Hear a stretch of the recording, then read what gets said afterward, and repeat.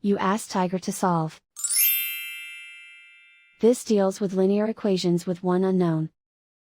The final result is m equals -7. Let's solve it step by step. Group all m terms on the left side of the equation. Add 3m to both sides. Group like terms.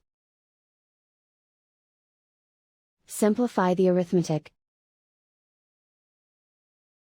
Group like terms. Simplify the arithmetic. Group all constants on the right side of the equation. Add 8 to both sides. Simplify the arithmetic.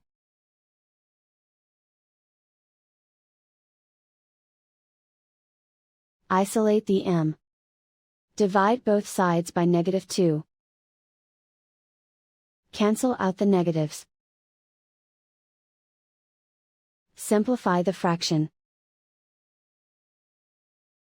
Simplify the arithmetic. Find the greatest common factor of the numerator and denominator. Factor out and cancel the greatest common factor. And so the final result is m equals -7.